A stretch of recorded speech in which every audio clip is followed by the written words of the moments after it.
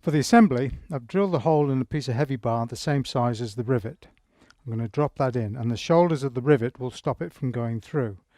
I can add my handle material, I can add my arm, and then my washer, and then you're going to put whatever heat source you're going to use on that, and then you're going to brad that over.